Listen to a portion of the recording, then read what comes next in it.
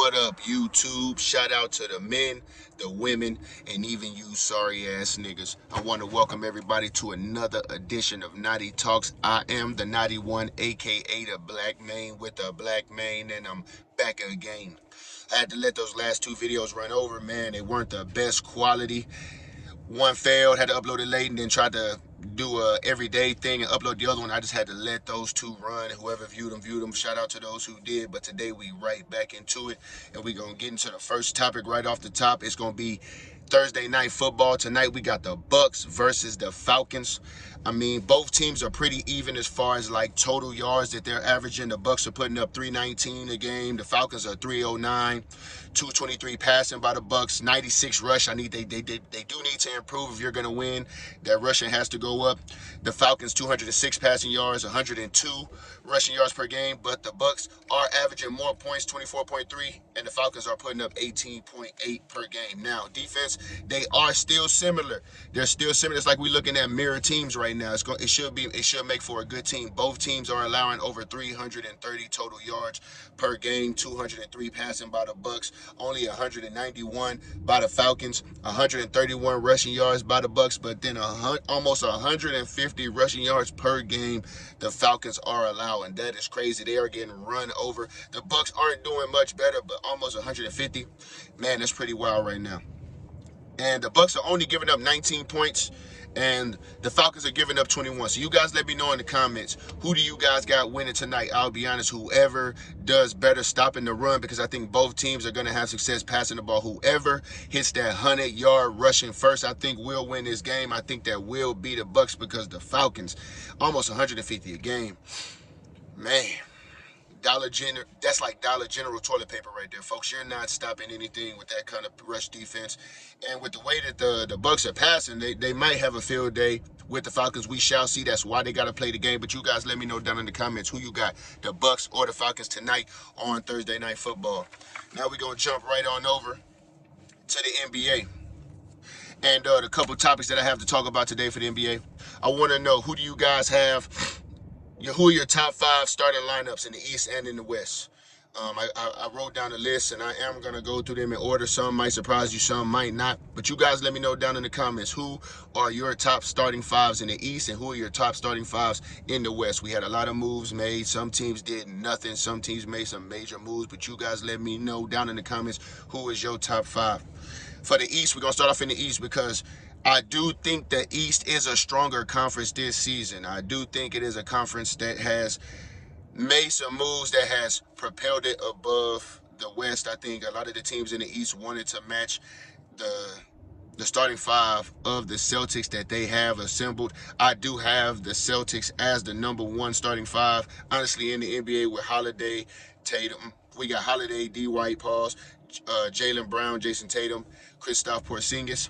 But then right behind them, and this is if everybody's healthy. I'm gonna say that as well. If everybody's healthy, we know injuries happen, but we're just doing this with everybody healthy in mind. Everybody being able to play every game, even though that may not be possible. But the second best team that I have in the East is the Milwaukee Bucks, and I know other teams may have had a better year, but let me get it understood. Like, I still don't think no point guard in the East can score with a Damian Lillard whose mind is all the way in the game, who's legit focused, is just worrying about basketball. I don't think there's no point guard in the East that can really keep up with how many points Damian Lillard can put up in a game.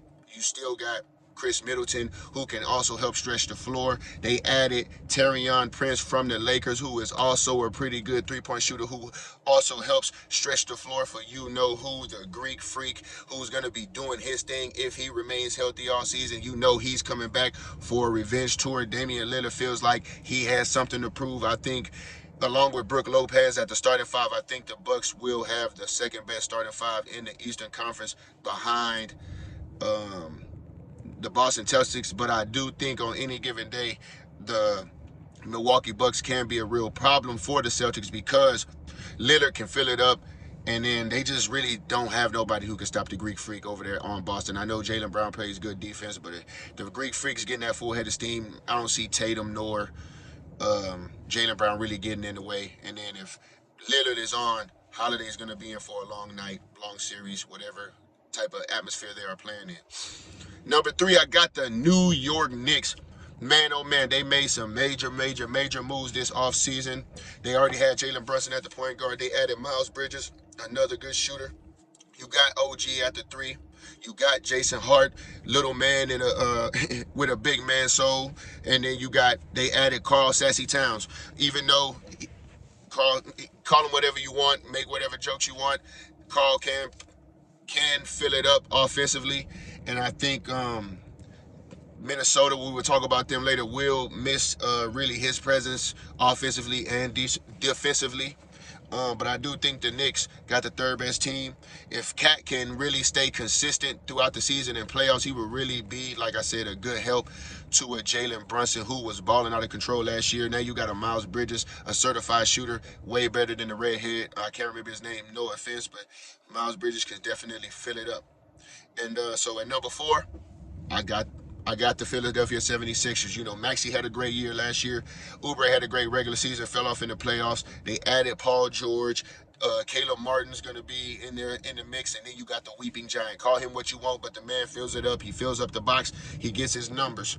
I just think Kelly Oubre and Paul George, they can't be the same player in the playoffs. They both fade away in the playoffs. I think that's why I got them low.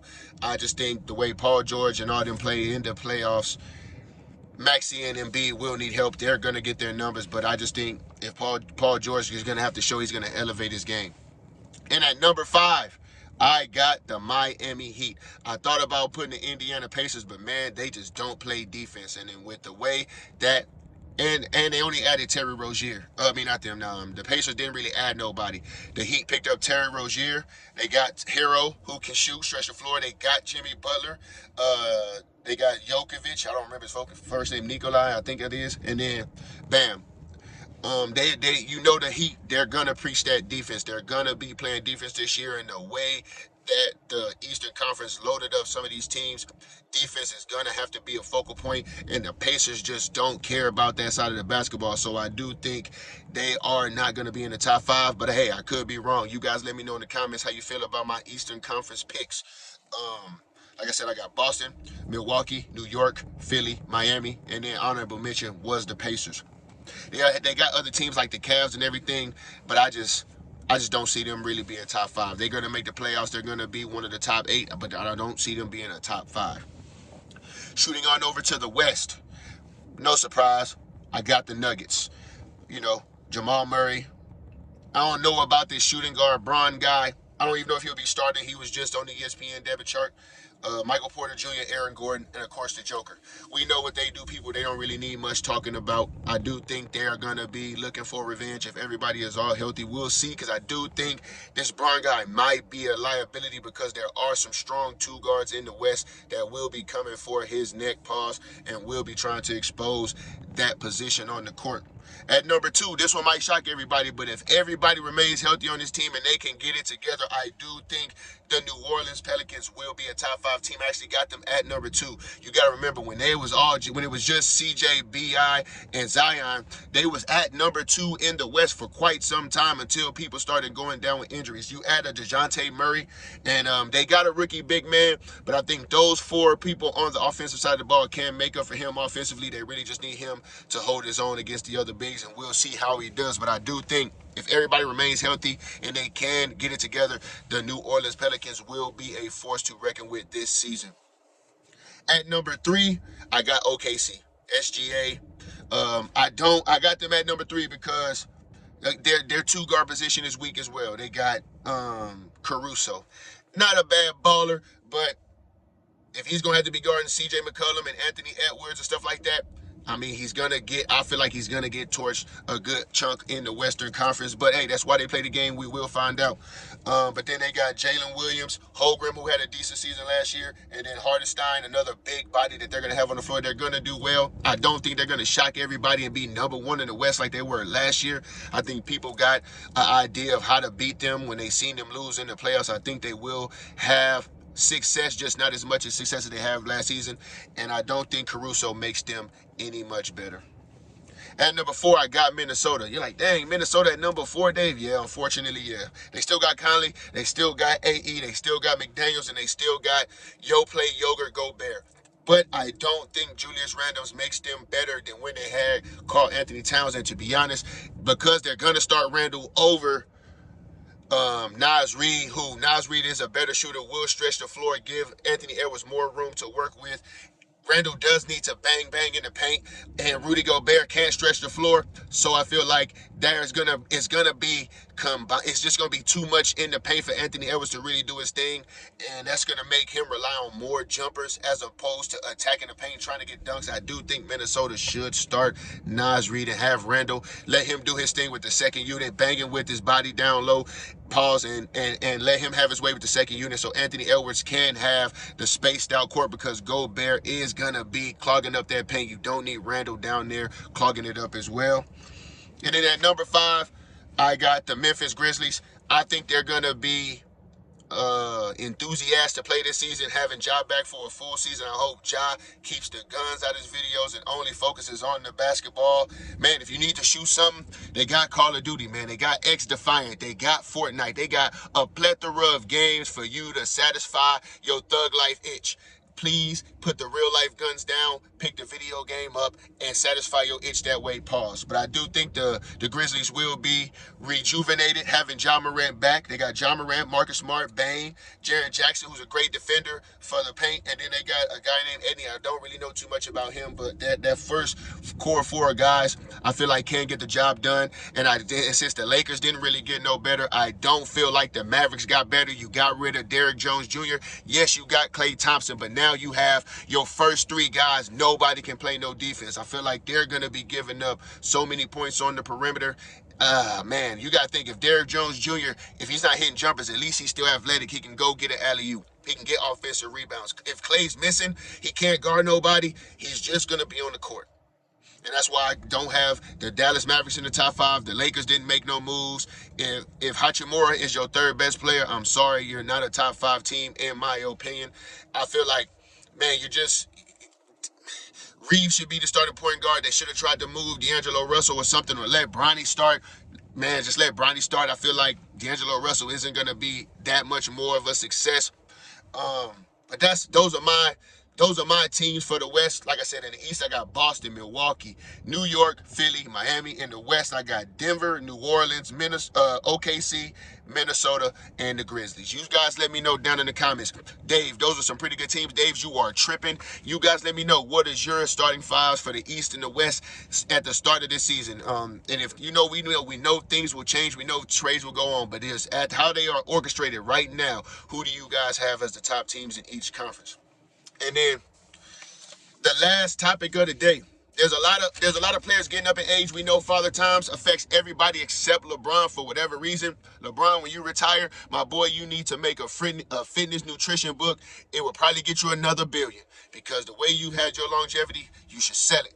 But anyway, we got Chris Paul, Jimmy Butler, DeMar DeRozan, James Harden, Westbrook, and Lillard. Oh, and let me just say, the honorable mention for the top 5, I did have the Sacramento Kings. I think them adding DeMar DeRozan does put them up there, but I doesn't think it made them a top 5 team.